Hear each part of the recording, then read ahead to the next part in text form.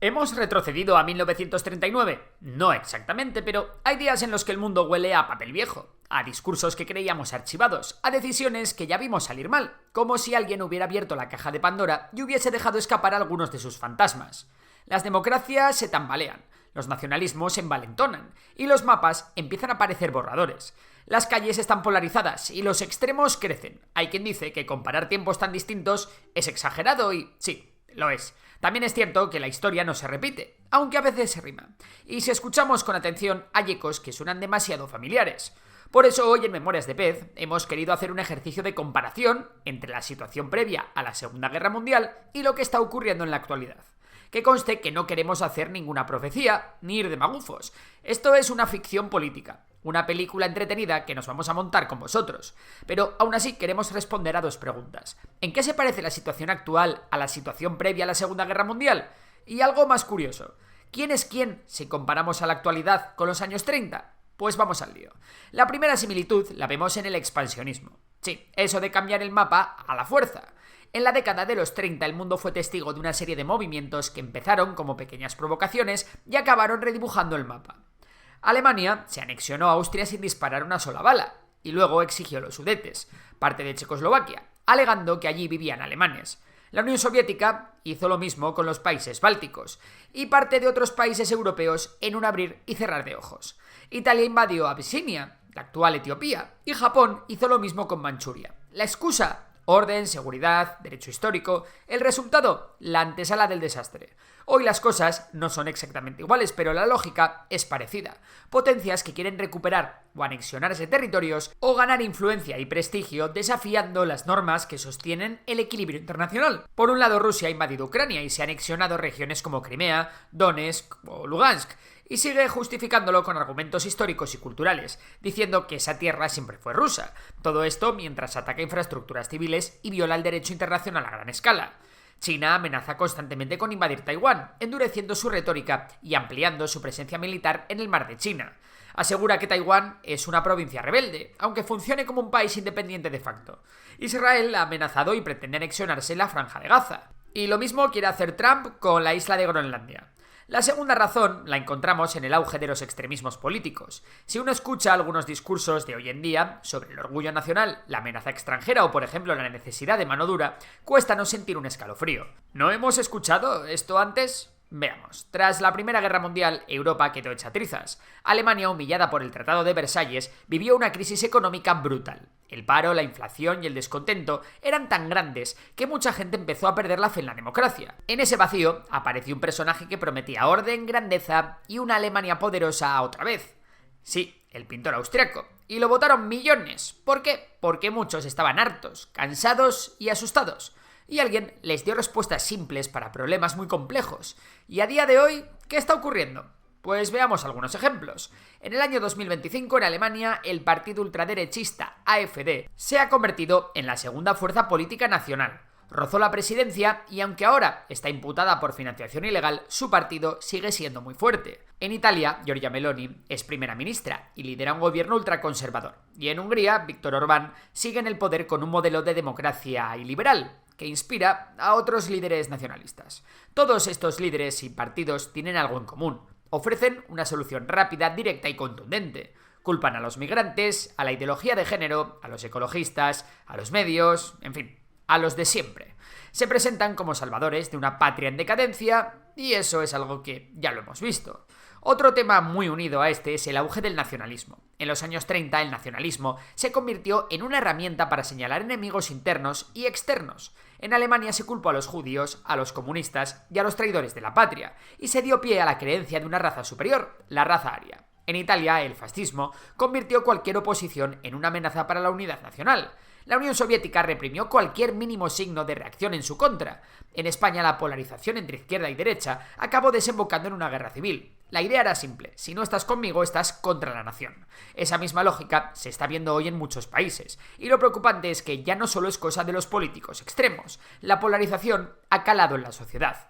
De hecho, el clima político de muchos países está totalmente envenenado. Los pactos entre partidos son cada vez más difíciles. Las acusaciones de vendepatrias son parte del discurso diario. En Estados Unidos, tras el asalto al Capitolio y el retorno de Trump, el país sigue profundamente dividido. La desconfianza en los medios, en el sistema judicial y en las instituciones está por las nubes. Pero hay todavía más similitudes. La siguiente la vemos en la economía. La crisis de 1929 dejó a millones de personas sin trabajo, arruinó familias y desató una ola de desesperación. ¿Y qué pasa cuando la gente tiene miedo y se siente abandonada? Que aparece alguien prometiendo soluciones fáciles y culpables claros.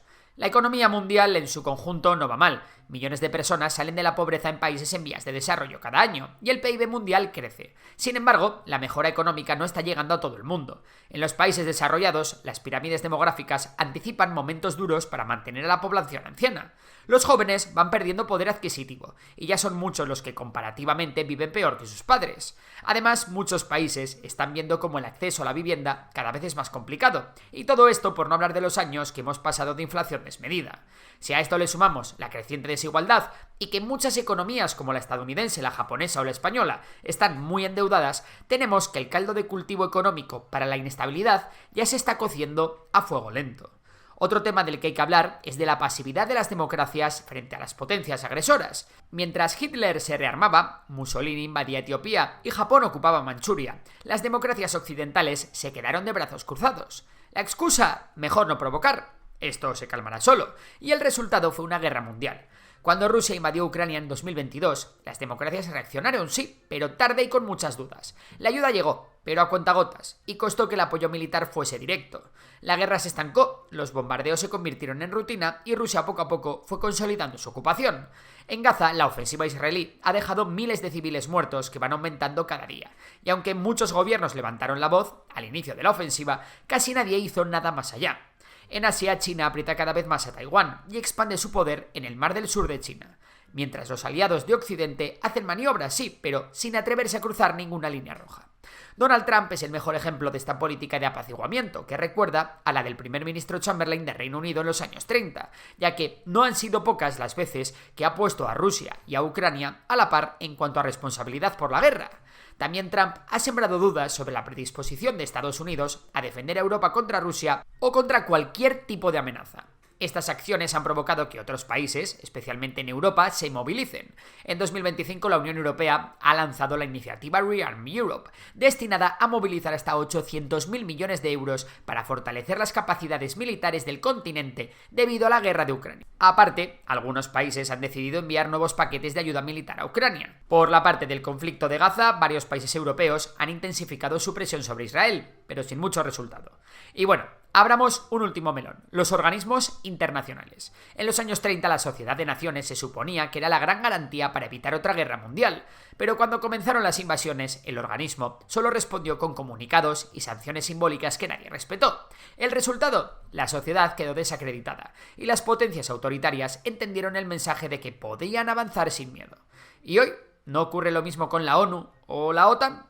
Veamos. La ONU atraviesa una de sus peores crisis. Estados Unidos ha recortado su financiación, ha bloqueado algunas resoluciones clave y amenaza directamente con salirse. La organización, que ya venía debilitada, ahora apenas consigue actuar frente a conflictos como el de Gaza o el de Ucrania. En lugar de un ámbito mundial, parece un foro de declaraciones vacías. Mientras la OTAN intenta mantener su papel como garante de la seguridad occidental, pero se encuentra en una posición muy delicada. Por un lado, Rusia ha intensificado su actividad militar en la región del Báltico, lo que genera preocupación entre los países del este de Europa. Por otro lado, dentro de la propia alianza, las tensiones no dejan de crecer. Donald Trump ha vuelto a advertir que Estados Unidos no defenderá a ningún país que no cumpla con sus compromisos de gasto en defensa. Visto todo esto, ¿quién sería quién? Es decir, ¿qué país actual equivaldría a qué país de los años 30? Rusia vendría a ser como Alemania. Hoy Rusia se parece peligrosamente a la Alemania nazi, no por ideología racial, sino por actitud y ambición. Ha invadido Ucrania, como Alemania hizo con Polonia. Tiene un proyecto imperial, quiere redibujar fronteras, justificarlo con un relato histórico y nacionalista. Y está dirigida por un régimen autoritario que glorifica el pasado mientras desprecia el orden internacional. Al igual que Hitler se sentía humillado tras la Primera Guerra Mundial, Putin arrastra el trauma del colapso soviético, y su forma de responder al humillante orden occidental es con tanques, misiles y propaganda. Estados Unidos, curiosamente, no es el héroe que todos esperan. Hoy se parece más al Estados Unidos de los años 30, una superpotencia que observa el conflicto desde la barrera, con una economía fuerte y un ejército temible, pero con un país dividido. Por un lado, hay quien quiere intervenir para defender el orden occidental. Por otro, hay una corriente cada vez más fuerte que dice, esto no es nuestro problema.